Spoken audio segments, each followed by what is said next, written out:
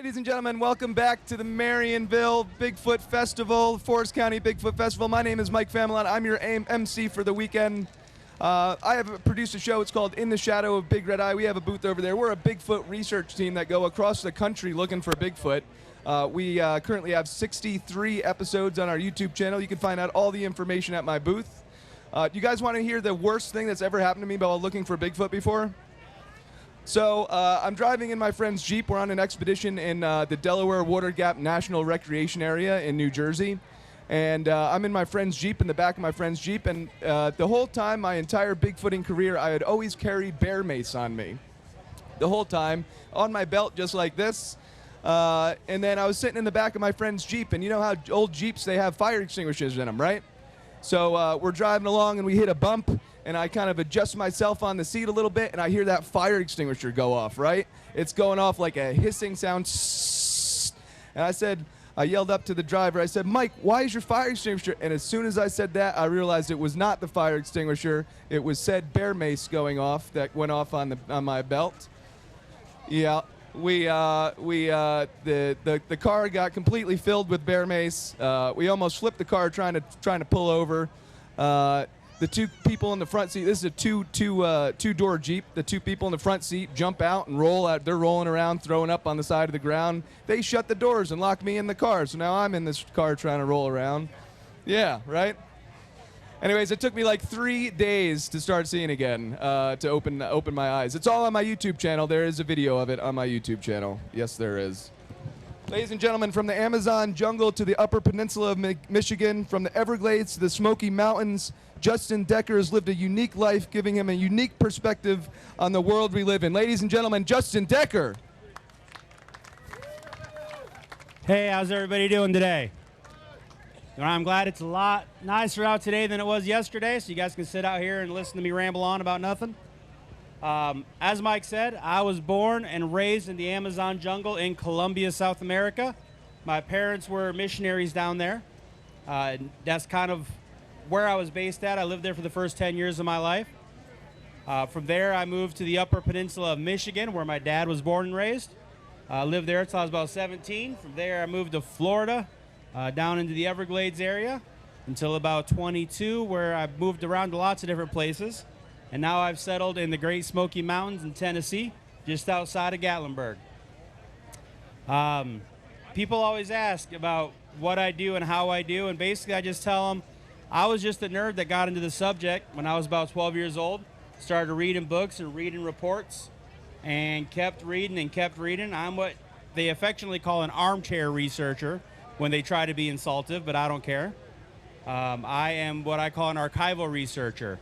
So unlike some of these guys like Mike and Daniel, if you heard Daniel earlier today, I don't get out in the field and do a whole lot of research. I read reports and I talk to eyewitnesses, and what I try and do is make connections between reports. I try and build profiles, behavioral profiles and different things like that to try and get as much information as we can.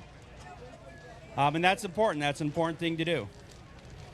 So living in the jungles of South America, I lived with an indigenous tribe for a lot of that time called the Maku tribe. And the way I was raised was the idea that the world is full of mystery and we never really know what's going on out there, right? We really don't. My dad was what you called a contact missionary. He was actually a jungle explorer. And his job was to go and find uncontacted native tribes and try and make initial contact with them. On one of these trips down there, he was in the Orinoco River Basin off a creek off of a river called the San Bernardino River. Him and his team of 4 other guys were in a canoe going down the river, and they turned a corner in the river, and about 200 yards ahead up in the trees, they saw 4 very large primates. Now, we're talking at least chimpanzee size. He said about 4 to 5 foot tall. They were black in color. He could not tell if they had tails or not. Does anybody know what is unusual about that? There are no ape-like creatures in South America at all. The largest primates that we have down there are either the black howler monkey or one that we call the churuco monkey, and I believe in English they call it the gray woolly monkey. They get about yay big and they taste really good. okay? Because down in South America in the jungle, if it moves, you eat it. All right, and my dad and his team would spend 6 weeks, 8 weeks, sometimes 10 weeks out in the jungle, and they had to feed themselves, and so they were very familiar with the local animals and what was out there and what should be there and what shouldn't be there. When I just call them the monkeys, apes, we don't really know.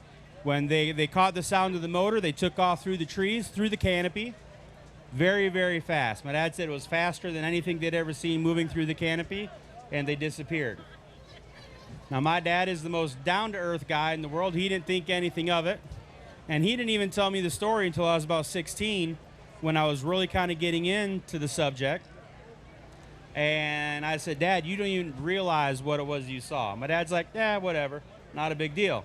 Well, for me, it was a big deal because when you're looking at the mysteries of the world, you realize that they're everywhere, right?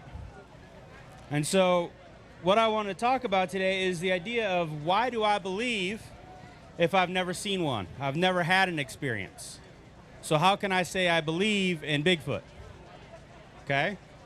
And I have kind of a checklist that I've developed when I look at anything. I'm a Fortean researcher. I don't just research Bigfoot.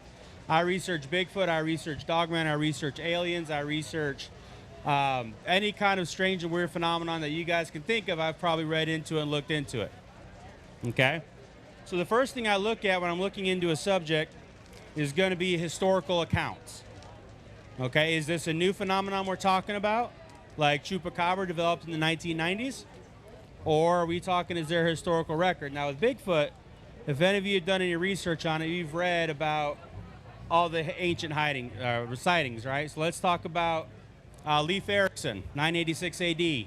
Reportedly, when he was coming and exploring America up in the BC area, they had reports that they encountered these large, hairy, ugly creatures, and he called them skelrig, which I guess was the Nordic word for troll or something like that. And that's a very common story. And researching for today, what I actually discovered is there's no documentation of that. So not sure where it started or where it came from, but in trying to pull up that information, it sounds like somebody just kind of made it up. But who knows, right? We also need to look at Native American, the cave drawings. There's a cave drawing they call the Hairy Man out in Utah, and it is estimated to be about 10,000 years old. Okay? So there are historical documentation of what's going on. If we look at more modern sightings, they come up, right? So we go into the founding of the country, the 1700s, 1800s, we have reports going back all the way through. And not just in our country. There's reports all over the world, going back to the indigenous tribes. The tribe that I lived with after we did the contact work was called the Maku tribe. They were considered a pre-Stone Age tribe. We were the only Americans they'd ever had contact with, and my dad was tasked with learning their language from scratch. They had no written language at all. There was no way to know it. They were unlike any other language base in the entire area. Well, once we did learn their language, and I say we, meaning my dad and his team, I was really young, so obviously I wasn't a part of it. We learned a story that they had. They believed in a creature that they called Nimit. Now, Nimit was about 4 or 5 foot tall, man-sized, because our Indians were about 4 or 5 foot tall. They weren't very tall. He was upright walking, very hairy, looked like a big monkey, arms hung down past his knees. Sounds like a pretty familiar description, right? Nimit was said to live in the trees during the day. He would sleep in the hollows of trees. And then he would come out at night, and if he found an unsuspecting Indian away from the safety of the village and the fires, he would catch them and drain their blood and just kill them outright. Okay? So even in remote forest jungles where they've never had contact with social media or, you know, any influence at all from the outside world, they still have their Bigfoot creatures. Okay, so that's another point of evidence that I look for. The cultural aspect of it. How many other countries are reporting this thing? How many other cultures are reporting this thing? We go to China where they have the Yeren, right? We go to Siberia, they have the Almas. We go to Indonesia, right? Orang Pendek. These creatures are sighted all over the world. All over the world. So we have historical documentation. We have the modern day documentation, right? So let's talk. How many of you know the story of, let me see, they made a movie out of it. They called it The Cowman. Something in These Woods. There was a story of a family, there were a bunch of loggers, and they had one of these creatures basically antagonizing the family. Or the story of Albert Ostman. You guys familiar with Albert Ostman? Hey, he was the miner back in the late 1800s who was kidnapped by a family of Bigfoot. Managed to escape, came out. Nobody really believed him to start with, but eventually he was talking to people. He was discovered by John Green and wrote his story down and documented it. In this country, the sightings are continuous. We can go back to the 1800s up to modern day. Obviously, we're still having sightings, right? So if we're looking at the types of sightings, we have them all around the world, multiple different cultures, and we have continuity of sightings from ancient times all the way to current times. The other thing I look for is similarities in the sightings, okay? Or are people talking about the same types of things, the same types of behaviors, the same descriptions? Or are they completely random and different? Okay, and a good example of that is the chupacabras. You guys are familiar with the chupacabras. Nowadays, the chupacabras is described as a blue mangy coyote looking hybrid thing, okay? The blue dog. Originally, that's not what a chupacabras was. Originally, the chupacabras was a small reptilian creature with bright red eyes, spines running down its back, kind of hopped around like a kangaroo, and it had fangs, and it would attack the livestock and drain their blood. That was the original chupacabras out of Puerto Rico. So if I'm looking at the chupacabras phenomenon, you know, did the original creature exist? I don't think so. If it was something completely different that we don't understand. Because ever since the blue dog sightings came out, the original reptilian sightings just kind of faded away. And nobody talks about them anymore. You don't pick up those reports anymore. So that could have been different things. I know Lauren Coleman puts out there the idea that that was the same time the movie Species came out. And the description of the creature was very similar to the alien in Species. And so that's one of the reasons why they think that description came out originally. 1 second.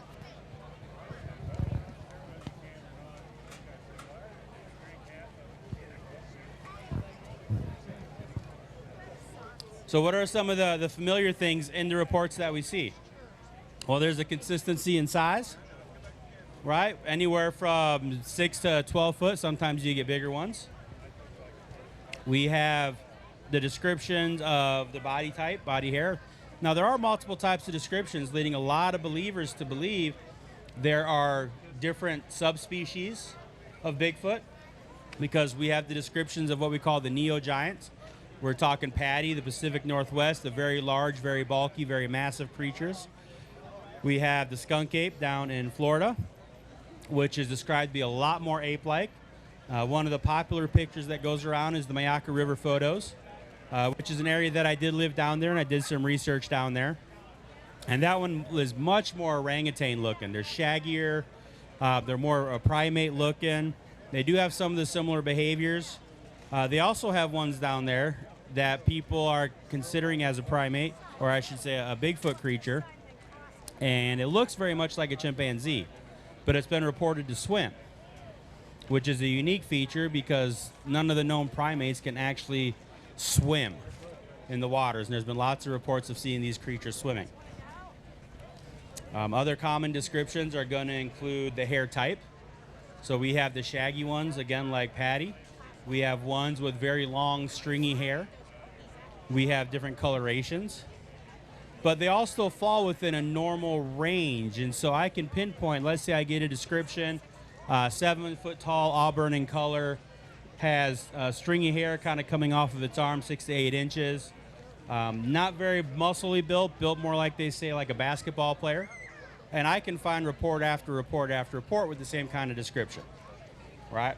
Now, every now and then you'll get a description of like, oh man, it was like 17 foot tall and it was the arms like were hanging down to its ankles, and you know, and I look at these reports, I don't discount them, but I go and I look, you know, some of the descriptions aren't matching up with what we know.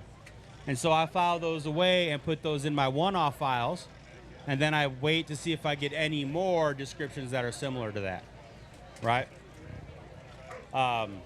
Coloration is a big one. How many of you ever heard of white Bigfoot? Right? And I don't mean Yeti, because a big misconception with the Yeti is that they're white.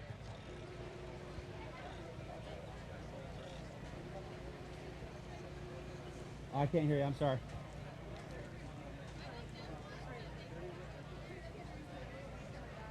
Uh-huh.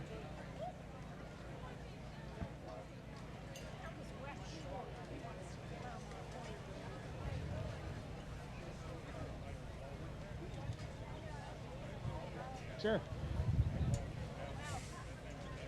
And that's local here? Okay. Okay. Yep. Absolutely. Absolutely. Yeah, absolutely. So the white phenomenon is interesting because we don't know what that is. I read reports out of Marquette, Michigan of white Bigfoot, reports out of southern Florida of white Bigfoot. I had one report of a family clan where we think it was the mother-in-law was white. She was older. I mean, well, just because, yeah, the male took care of her. It was a family clan. There was the male, the female, and 2 offspring, and then they had the mother-in-law, which was white. She was described with pale blue eyes, very feeble, couldn't take care of herself, so the rest of the clan took care of her. So we don't know if it's an age thing or if it's just a coloration thing of albinoism. You know, there's a lot of different things, but there are a lot of reports of white Bigfoot. You know, auburn, black. There's some that are two-toned. Lauren Coleman will call those marked hominids. One of the famous ones was called Old Yellow Top, where he had a big blonde blaze across the top of his head. And he was seen for, I want to say, 30 or 40 years in his area. He was very, very easily recognizable and seen multiple times. Well, what kills me is when we hear these skeptics come out here and go, oh man, they just misidentified a bear. Now, I'm living in Tennessee, so I say things a little funny compared to y'all, so I just say bear. Now, how many of y'all ever seen a bear? How many of you ever seen lots of bears? Okay. Would you mistake a bear for a 7-foot tall upright creature walking across the road? Absolutely not. I took a few reports out of Harlan County, where my beautiful fiance is from, up there in Kentucky, on Black Mountain. It's got this crazy windy mountain road coming across it. 3 different reports out of the same basic stretch of the road, all describing the same creature. Basically, he likes to travel from up the mountain down to the mountain. We're assuming to get to a water source. He's kind of clumsy because one report has him falling and landing on the road, standing up, shaking himself off, and going down the road. Another one was he was walking across the road on all 4s. When the car came around the corner, he stood up, looked at the car, walked across the road, got back down on all 4s to go back down the mountain. I'm assuming he learned from the first time not to fall. All right, and then there was a 3rd report where it was just he was standing on the side getting ready to go down, and the lady drove by with a couple of her grandkids, I believe it was, and they stopped, turned around, and went back because they couldn't believe what they saw. Now, these people live in the mountains of Kentucky and Appalachia where bears are everywhere. These people have lived there their whole lives. They've seen bears. You know what bears look like. You know how they move. You know how they smell. You know everything about these critters. I live in Gatlinburg, Tennessee. We have bears walking the streets. Go online, you can see videos all the time. People are not mistaken bears. Maybe, you know, you got some city folk coming out to the mountains and they don't know what's going on and they see something black moving through the woods. Sure, possibly. But the mistaken identity thing is absolutely ridiculous. It's absolutely ridiculous. So other reasons why I believe is the evidence is out there. All right, there is so much evidence. Is there definitive proof? No. You'll never hear me say there's definitive proof. But the first recorded footprints were found by a British explorer in 1811. Is when the first footprints were decided. Now, some people like to say the Jerry Cruz footprints back when we were looking at the Patterson-Gimlin film, 1967, that they were a hoax, and that was the first time Bigfoot ever came out. That was the first time they ever found footprints, and blah, blah, blah, blah, blah. Those are people that don't research. They don't know what they're talking about. Footprints have been found for hundreds of years in this country. They weren't hoaxed. Who in 1811 is out there hoaxing giant Bigfoot prints in the backwaters up in British Canada somewhere? Ain't happening. Ain't happening, right? Vocal evidence. You all familiar with the Sierra Sounds? Very popular ones by my good friend Ron Moorhead. There's all kinds of other recordings. We have the Ohio Howl out there. We have the Elkmont Call. Some of the calls this gentleman right here are playing on his Bigfoot statue that he's got going on. These have been analyzed, guys. There are people out there that are specialists in this kind of stuff. They will analyze them, and they will say these are not made by any known creature. It's as simple as that. It's as simple as that. Funny story with that one, I was at my house up in Rogersville, Tennessee at one time, living way out in the country, sitting on my back porch about 3 in the morning, enjoying a cigar and a fine drink of moonshine, and I started hearing this really loud call. No clue what it was, but it sounded close and it sounded loud. Took some recordings of it, contacted a good friend of mine who is an outdoor guy. He is a field man. And I sent to him, I said, dude, I don't know what this is, but I'm hearing it really loud. I can't see anything in my area. I can't pinpoint where it's coming from. It has a returning call that's a far echo. I'm starting to get a little excited here. So I sent him the audio file, and he starts laughing at me. He said, I'm pretty sure that's a toad. I said, what? He said, yep, look it up. So I looked it up, and it was the mating call of the Southern American toad, right? So, but it's obviously identifiable. Somebody that knew what they were talking about was able to say, hey, I know what this is, right? And there's a lot of recordings out there. We get a lot of recordings that are different types of owl calls or fox calls. Foxes make huge amounts of noise, and noises you would never expect to come from them. Lynxes, bobcats, all these kind of things make crazy noises. But somebody knows what those noises are, and if you can get out there and research it and pull it up online, talk to people, you'll find out. And so that's how we know these other noises don't match anything that we know. There's tones to them. The ranges are ranges that other animals don't have. All this is evidence pointing to something that is out there that we don't know what it is. Okay? My least favorite evidence, photographic evidence. Horrible. Absolutely horrible. Right? Especially in this day and age. Right? I'm in so many Facebook groups that do Bigfoot research, Dogman research, all that kind of stuff. And it never fails. We're getting these photographs that I can look at, and they're zooming in on this black spot. And you're like, look, you can see ears, you can see a face. But then when you look at the whole picture, you can see it's part of a trunk of a tree. If you look above it and below it, you can see where it's a tree. So to me, photographic evidence is absolutely horrendous, unless you have before pictures, after pictures. You go back to that same spot later, and you can show that it's not there. There's ways of doing it, okay? Video evidence, same kind of thing. It's good for personal research, personal story. Hey, I was out here in the woods. I had some weird stuff happening. I took this picture. Yeah, it kind of sucks, but this is what I saw. Photos and video is good for personal evidence. There are some out there nowadays that are just complete CGI, and it's hard to tell. It's hard to tell. You know, so I don't rely on photo evidence very well, and I don't see pictures very well because I've had people go, look, don't you see the face? There's the ears, there's the eyes.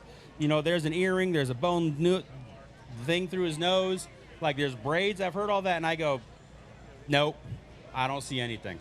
I don't see a darn thing. Are you sure? Because I'm pretty sure it's wearing red lipstick and blue eyeshadow, and I go, man, you guys have some great vision, because I see brown and some white, and that's about it.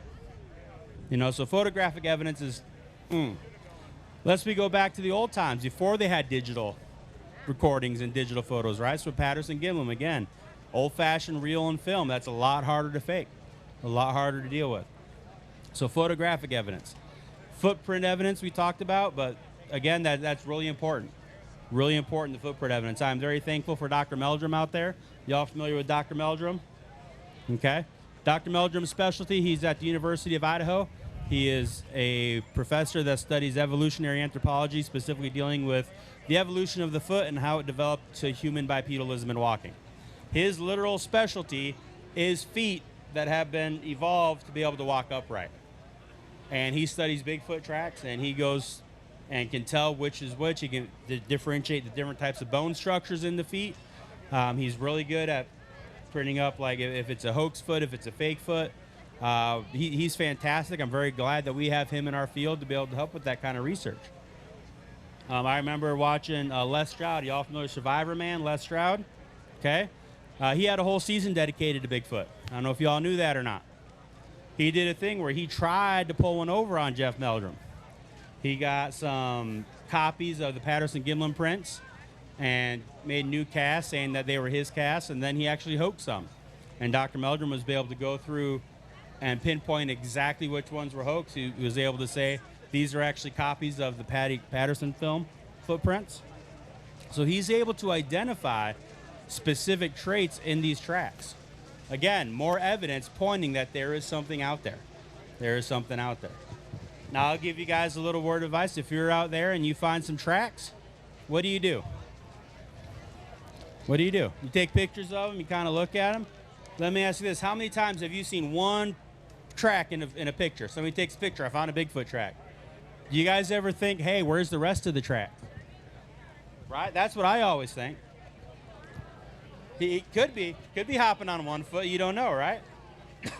But one of my research, I always tell people, look, if you find a track, look for the rest of them. Look for the rest of them. Because if you find just one track and absolutely nothing else and no other evidence of anything passing through, and you're in an area where you're hiking down a trail or alongside of a road, you got to kind of wonder if that's going to be a real track. But if you're out there and you find a track and then 4, 5, 6 feet, here's another scuff mark, look for it. See where they're coming. See where they're going. That's how you can authenticate some tracks. And whenever I have somebody post, wow, this is a great picture of a track, I said, great, can you show me the rest of the tracks? Where's the trackway? Right? Because as a researcher, that's what we're looking for. What other evidences do you guys think there is? Yes, ma'am.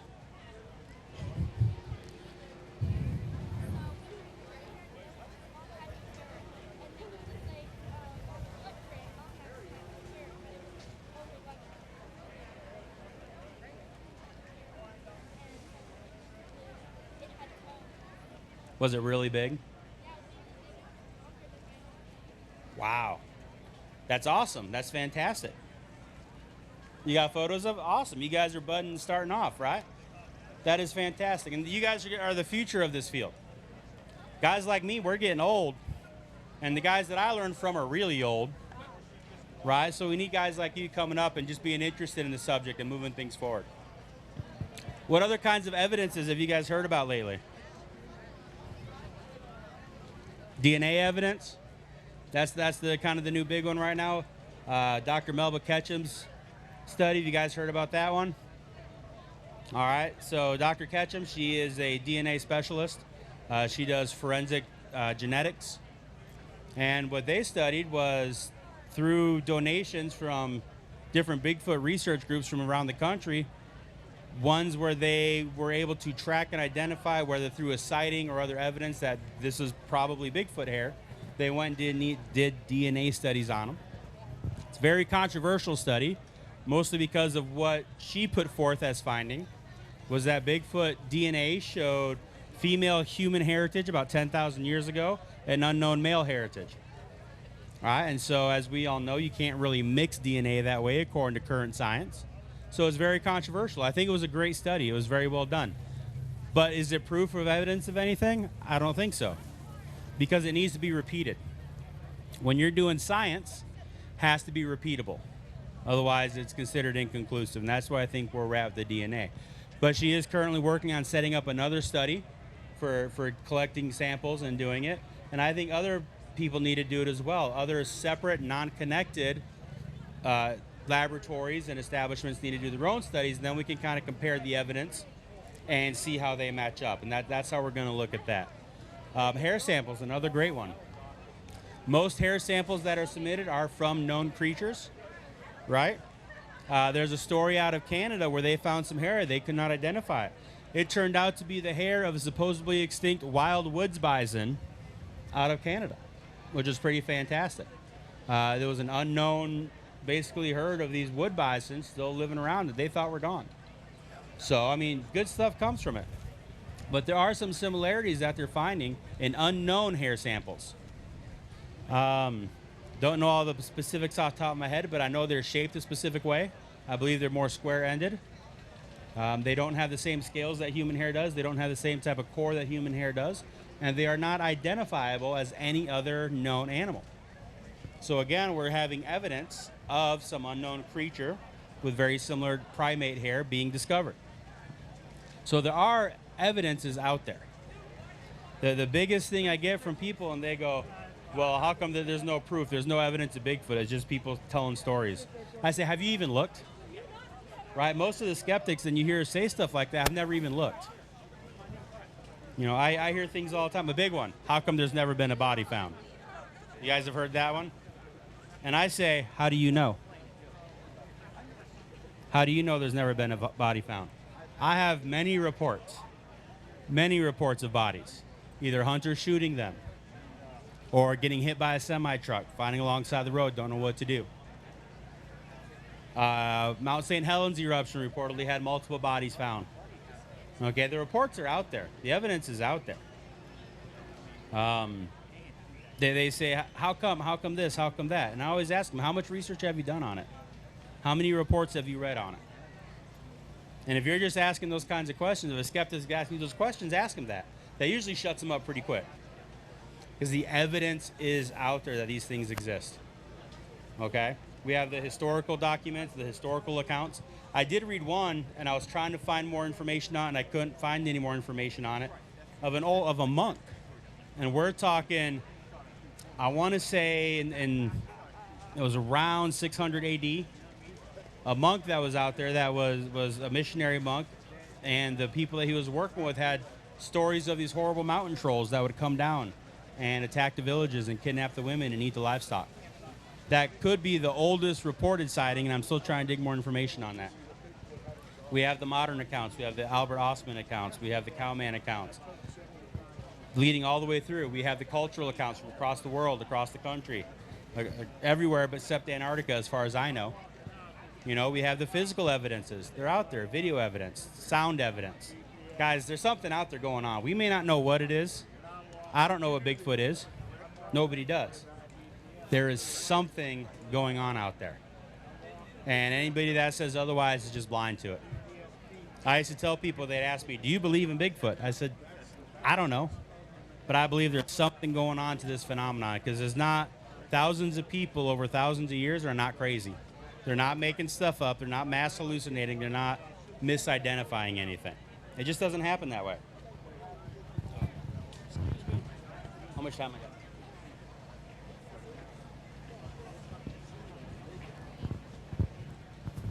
Woo.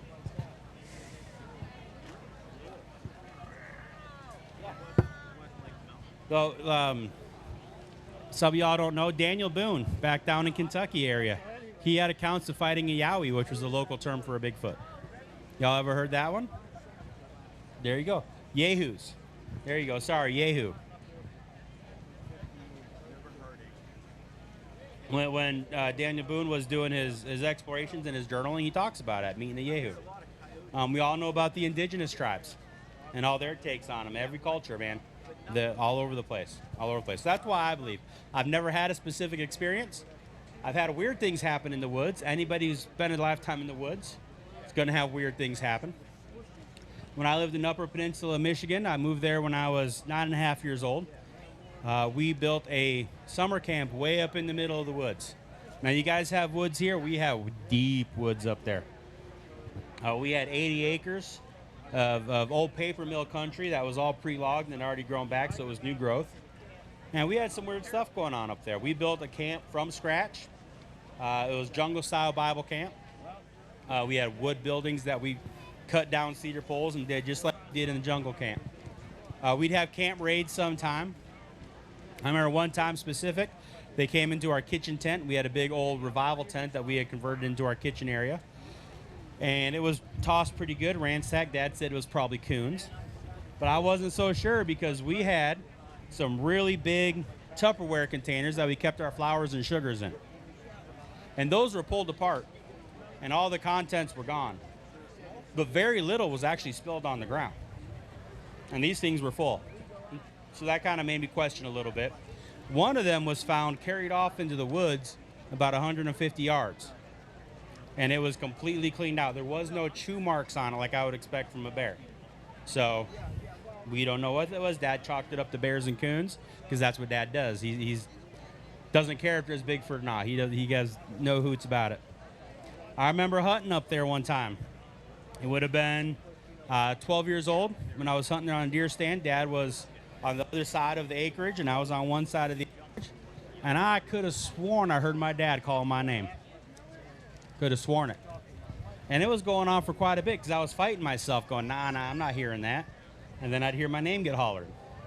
No, I'm not hearing that. Then I'd hear it get hollered again.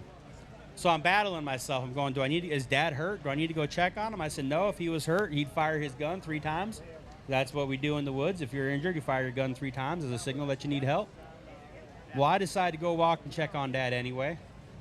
Not a good idea. I get down that way and I get close enough to see Dad standing in his tree.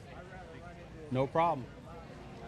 What that was, I don't know, but I know I heard my name being called, which is something Bigfoot has been reported to do.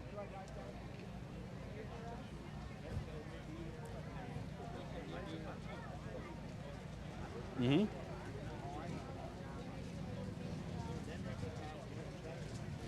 Yeah.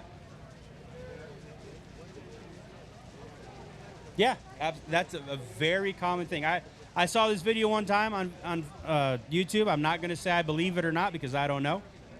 It was an amazing video. This guy said that they would hear Bigfoot hollering in the woods around his house. Said one night they decided to go out and get us a bunch of fast food, and they got it, brought it back to the house. They could hear him yelling. The next day they heard in the woods as they were driving up a big, loud, deep voice that said, "Cheeseburger." And they got it on audio, and it is the craziest thing. Literally, it says, "Cheeseburger," a few times. These things are known to mimic. They're known to call your dogs. They can call your dogs out, and they'll kill your dogs. They've been known to call people out. So did I hear a Bigfoot? I have no idea, but I heard something call my name. I used to hear cows mooing. I should say one cow that I could hear mooing way off in the distance. As far as I know, nobody up there had cows. My dad was a preacher up there. He preached most of the churches that were up there on a rotation. We knew most of the people in the area. Nobody we knew up there had cows, but I could be out there in the woods by myself and I'd hear moo. No clue what that was. We'd ask around, does anybody out here have cows? No. We're in the middle of the woods. There's nobody here with cows. It was crazy. The weirdest thing that happened up there at camp, and this is the one that gets me more than anything. I remember we were sitting around a campfire one night, just hanging out, toasting marshmallows, doing that thing. There was a group of us. My dad was there. It was a work weekend. Down, probably about 100 yards behind us, was our chapel, and we had a big field behind the chapel where we would play soccer and volleyball and all that kind of stuff. And we heard a call one night. It was loud.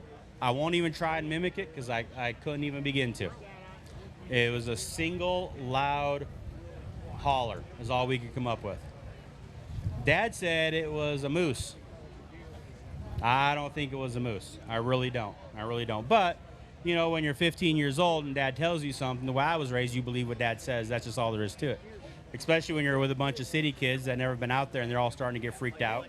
You go with what Dad says, though we don't get freaked out. I believe that was a Bigfoot. I really do. I think it was an individual call. Nothing else up there makes that kinds of sounds. Supposedly we had moose in the area, but we'd never seen one. Would have been very rare. Middle of the night like that, I don't know. It was a tough one for me. I had taken several reports years later of sightings in that area. There was a road crossing sighting, which is a basic sighting, right? See one walk across the road in front of you, about 10 miles away. Report of a guy and his son that were going fishing out there in some of the lakes we have up in the UP. Driving along the road, the son looked on the side and saw a baby monkey sitting in a tree. Well, he's just a kid, and he's going, "Dad, I just saw a monkey in a tree." Dad's like, "No, you didn't." Son's like, "Yeah, I did." You know, so there were lots of reports up that way. Lots of reports that way. Again, I've never seen one. Why do I believe? Because of all this evidence, guys. The evidence is there. The evidence, don't let anybody convince you it's not out there. All right? Woo. Yep. Checking my notes real quick, make sure I'm covering what I want to cover. Get through it all. Yep. All right. So I operate, when it comes to Bigfoot sightings, Bigfoot reports, there's a lot of fantastical stuff that gets reported out there, guys. Most researchers I know and I work with started off in the flesh and blood camp. You know, it's a primate, it's a big monkey, it's Gigantopithecus black eye, it's all these different things, and they go out and start researching. Most of the time, you start experiencing other phenomenon that goes along with it. A common one is orbs. Seeing orb lights in the woods in conjunction with these things. There's been a couple reports of these guys carrying orbs, almost like they're lighting their way. Okay, there's some fantastical reports. Some of the craziest reports that I've read, and I'm still trying to kind of understand, have to do with eye glow. You guys are familiar with what eye glow is? It's not eye shine, right? Eye shine when you're driving down the road and you see a coon cross and the eyes reflect back at you. That's eye shine. Eye glow is self-illumination. Okay, it's a dark night. There's no moon, nothing going on. You don't have a flashlight, but you still see two eyes glowing at you, or four or six. And they're there, and you can see them, and you know it's not a reflection. They're moving around. You can see them blinking. I've gotten pictures of this. I've had people send me photos and say, hey, man, I saw this in my woodlot, and you can see eyes, and they're glowing. Okay? Biologically speaking, that shouldn't be able to happen, right? If you have a self-illuminating eye, the idea is the way we understand how the eye works, you would blind yourself. It wouldn't work. I've taken reports of not only of glowing eyes, but eyes that actually project a light, almost like a flashlight. I don't know. Do I call these guys liars? Or do I go, I don't understand what you're telling me, but I'm going to believe you that you experienced this? I have what I call the electric eel effect, or the electric eel theory. All right, hear me out. The electric eel was discovered in the late 1700s, just about the same time electricity was discovered in the 1700s, within just a few years of each other. Imagine being an explorer 1750, and you're exploring the jungle, and you come across this creature in the water that looks kind of like a snake and kind of like a fish. And somehow it kills things that come close to it. It doesn't touch it, but it can kill fish. And when you go to try and catch this thing, oh man, you get the most pain you've ever had in your life, but you don't even know how to describe it because you don't know what electricity is. You don't know what it feels like to get shocked by something. Shocked is not even in your vocabulary. How do you describe what that creature can do? Is it magic? Is it some kind of mental power is it poison? You don't know. You don't even have the vocabulary to describe an electric eel or what it does, right? I think we need to have that same kind of mentality when it comes to this paranormal stuff like Bigfoot and Dogman. We need to realize that it doesn't necessarily mean that it has magical powers. It's just science that we don't understand yet. You know, cloaking is another big one. Cloaking, everybody talks about cloaking nowadays. I see great pictures of absolutely nothing. And people say, do you see the 4 Bigfoot that are in this picture? They're cloaked. Don't you see them? Nope, not even close. But it happens all the time, right? But I have a very good personal friend of mine, a research partner, who has experienced that phenomenon. They were set up one night, and the way they research is they'll sit in these chairs like this in a circle with their backs to each other so they can have a 360 field. They shut off all lights, they shut everything, and they sit there. And they sit there, and they sit there, and they sit there, and that's how they do the setups for it. One night they were sitting there, and he swore he felt something reach across and grab his chair and pull it out. Didn't see anything. He was sitting right there. They were looking around, and they saw, about 10 yards away, something shimmering. The classic glimmer man, as they call it, right? Predator. You've seen the Predator movie. The monster's just shimmering. You don't see it, but you see the effect, like heat waves coming off. He saw that. They watched it. He got everybody to look at it. As they were watching it, they went straight up into the trees and disappeared. Don't know what it was. This man is beyond reproach for me. He wouldn't lie to me. I don't believe he tells lies. He has 30 years search and rescue experience. He was an EMS. He was a firefighter. He was a deputy sheriff. He was a deputy coroner. He has a trained dog that's a cadaver dog, and it's also his service dog. This guy's background is impeccable. And he's not going to lie about something like that because he knows it would destroy his reputation. So what do we do with reports like that? You have to file them. You have to look at them and go, hey, something is happening out there. And I believe that's covering the electric eel effect. It's just science that we don't understand. We don't know. We don't know. Any questions, guys? Anything going on? Yes, sir. Yeah. Okay. So the question was Bigfoot and Yeti. How do we distinguish the two?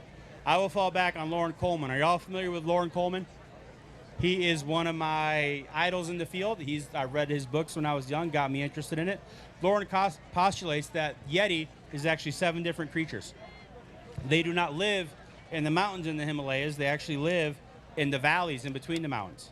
And the ones that they get caught traversing are moving from one place to another. Okay? They are not white. That is the biggest thing. That was made for a movie back in when they were making the black and white movies. They took the description that they totally butchered, calling it an abominable snowman, and said, hey, snowmen are white. We're going to make this monster white. That's where the white Yeti thing came from. They are more described as being very dark in color, black to very, very dark brown. Big, bulky, and shaggy, which is where some people say, oh, it's just a type of bear. Maybe, but bears aren't like that. They're not going to be walking across. You're not going to have a bipedal track line crossing mountains from a bear. Doesn't happen. 7 different types that Loren describes. Some are very small, and they call them frog eaters because they live in the warm valleys between the Himalayan mountains, and they catch the frogs from the ponds and stuff like that, all the way up to the giant size like we have with Patty, 10, 12 foot tall. So, again, check out Loren Coleman's books. He talks about that. He's very, very good on the descriptions with it. Very good. Ma'am.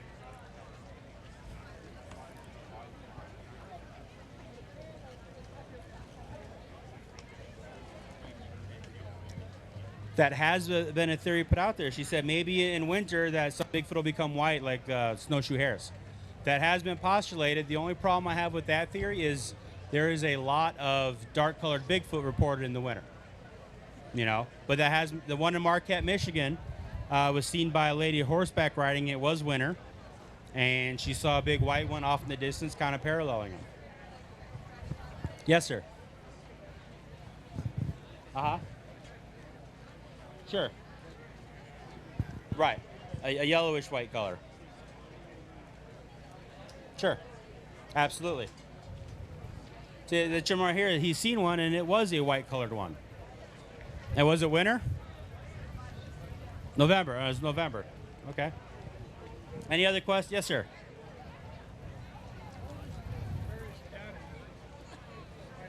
Do what?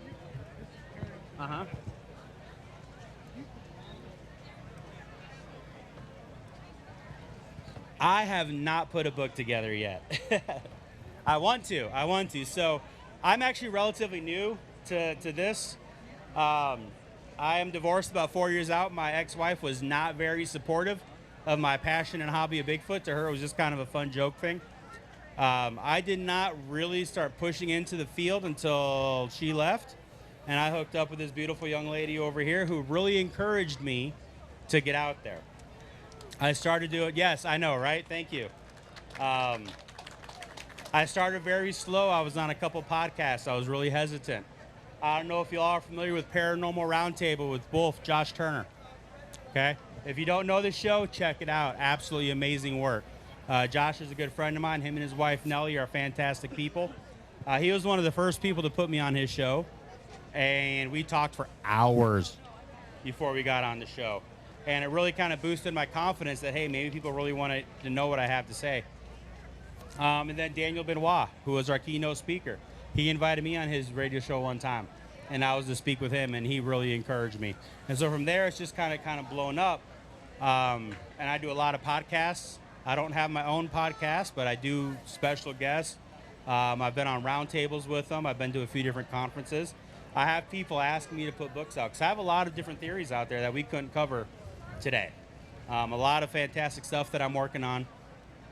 Building off of Ron Moorhead's book, The Quantum Bigfoot, a lot of my own theories. I have a lot of profiles that I've built on behavior analysis of different types of Bigfoot in different situations, how they react to certain things, how they do certain things, what kind of areas they prefer to habitat, different things like that. There's a lot of information out there, and I like to put it down in the books, but I haven't done it yet. Wow. Hopefully. I'm sure the majority of the sightings are outside of the woods. What's the majority of where people see them? Have you ever seen this? Yeah, absolutely. Okay. So the question is, outside of the woods, where do we hear a lot of the sightings and reports from? A lot of them are actually dumpster diving, believe it or not. Outside of casinos, outside of schools, gas station and restaurants alongside the roads. There's a report I got from Florida. There was a sheriff that pulled up to like a roadside gas station convenience store kind of a thing, and something was in the dumpster. And he thought it was a bear, because even Florida has bears. Not very big ones, they're like dog size. And so he went up there, and he opened the lid, and this thing jumped out. It was a juvenile Bigfoot. And apparently it got stuck in there, and he couldn't open the lid for some reason. And it went off and took off running. Right? They are seen in urban areas. There are reports of them coming into cities and rummaging through dumpsters, coming into cities or like housing developments. Lots of reports of that going on. So they're not just seen in the woods. They're a lot closer than a lot of people think they are. A lot of people think you have to go way off into the mountains where I'm at, or way off into the forest. A lot of sightings are happening in people's backyards, outside of buildings. I heard a report outside of a casino one time. I believe it was outside of Minnesota. Somewhere in Minnesota, there was a report of one dumpster diving in the casino dumpster. And they got it on closed caption TV.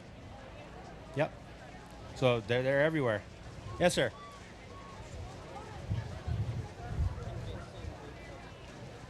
What do I think is the most convincing Bigfoot video? I have to go back to the Patterson-Gimlin film, closely followed by the Freeman footage. Patterson-Gimlin film has been analyzed more than any other piece of photographic evidence out there. No one has convincingly put forth any evidence. They have their ideas, but those are quickly debunked, okay? Bill Munns was a researcher that totally analyzed the film from a perspective of videography and special effects and suit building and all this kind of stuff. And you hear all kinds of stuff. John Chambers was the special effects guy that developed the suits for the Planet of Apes costumes. People like to say that he developed the costume for it. He never did. He said he did. In fact, Planet of the Apes didn't use full body suits. Most of their special effects was head masks, right? And he even said, whoever developed that suit needs to be working for Hollywood because it was so well done. We've had a couple people claim to be the man in the suit. Bob Herminus, or however you pronounce his name. I'm not really sure. He claimed to be the man in the suit. Look, I can walk like him. Therefore, it was me. But he was never able to produce any suit or anything close to it. Okay? Dr. Meldrum has analyzed that video footage, talking about the way the knee works, the way the legs move, the way this thing walks. Now remember, his specialty is primate locomotion and how we evolved to walk upright.